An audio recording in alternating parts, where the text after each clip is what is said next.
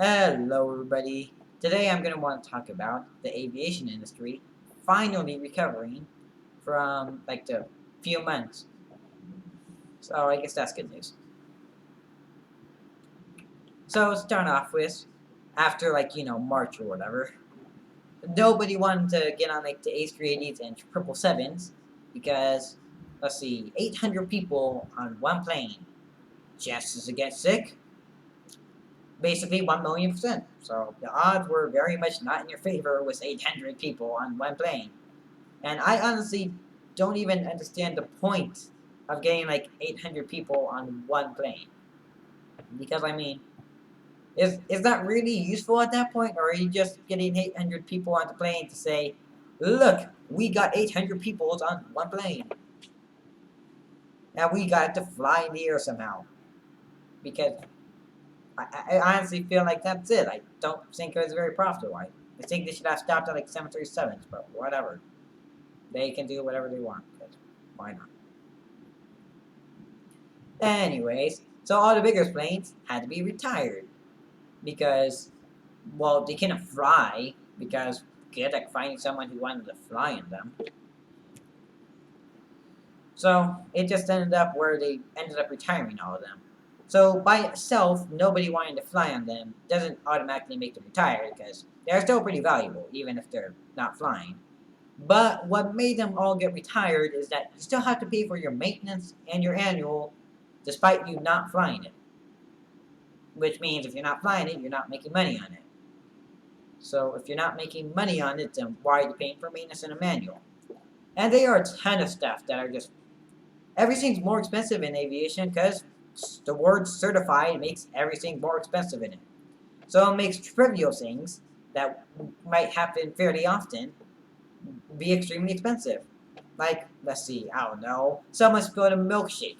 There's this little hole in the window that nobody knows is there. If that gets clogged up, well, maybe there's a giant bill because you have to use some specialized thing for certification reasons. Or maybe a bird pooped on it. Maybe a squirrel jumped on it. Maybe you don't want to. Maybe you couldn't find a car wash big enough to fit an A380, and you didn't really feel like washing it because you're not allowed to get on top of the thing. So I don't know. You could just like rent a fire truck. I guess you could clean it that way. Maybe the bird got into an engine. Who knows? There's just so many things that might end up in a huge bill. Like, obviously, it's just over exaggerating. But there are plenty of things in aviation that will stick a giant bill that you just. It's, if you're not flying the planes, there's just no point to paying it. Just retire the plane early.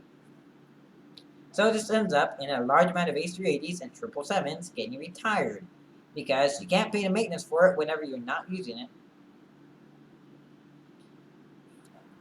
Anyways, so, but like I mentioned earlier, they are finally starting to recover from this by using the tried and true strategy of not using the big planes.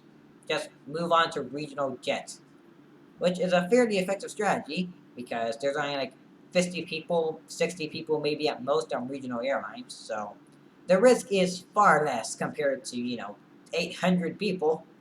I mean, I probably still wouldn't want to do it, but hey, I'm pretty sure there's some people who will take the risk though. So this is an actually effective business model, surprisingly.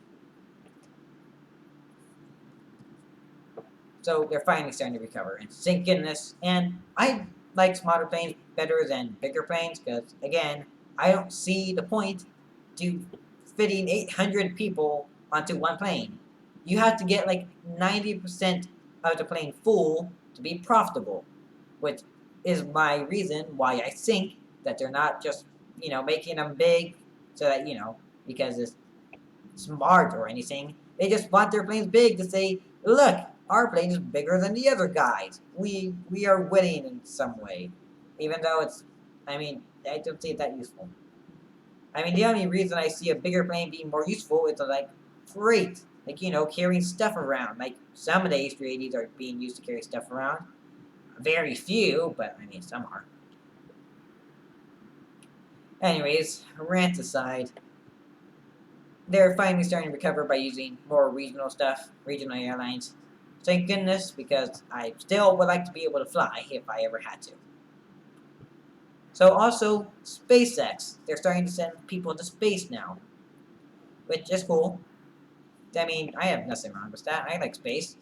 And of course, Elon Musk is trying to get us to space. He's trying to get us to Mars, which I mean, Elon Musk was a person who made Tesla.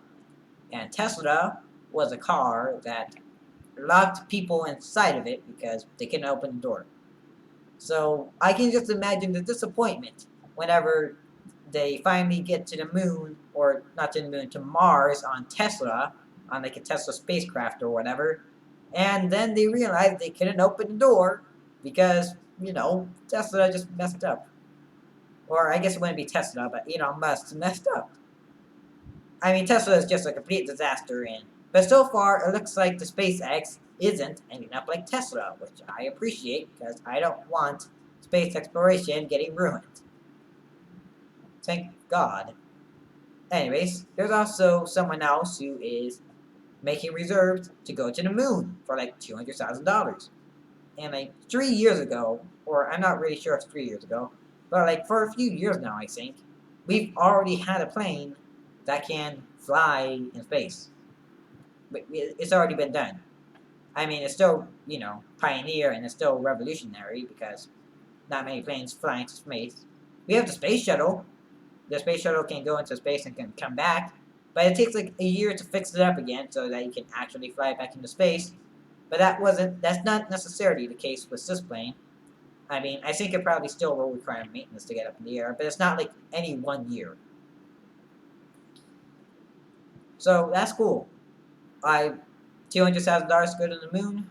Pretty sure some people are perfectly fine with that. They made a reserve, and they're gonna be going to the moon, and then they're gonna be coming back, but they're going to the moon still. So the thing is that this generation's probably been going to the moon though, Gen Z, and then of course whatever generation after that probably also will be going to the moon. Till we move on to the moon. Well, Gen Z probably will also be going to Mars because they just want younger people to be going to space. Don't want to send some old person up there and then they have a heart attack. So Gen Z could be going to space. You do need your private pilot license to go up in space for reasons. I mean, the flying is all about air and how we manipulate the air to be able to fly. Space doesn't have any air. Why do you need a private pilot license? I'm pretty sure the reason is because it's just an IQ test. Because you have to be pretty smart in order to fly. And if you're not motivated in life, then yeah, just flying's just not for you. Anyways, that's all I really gotta say. I hope you enjoyed the video. See you later.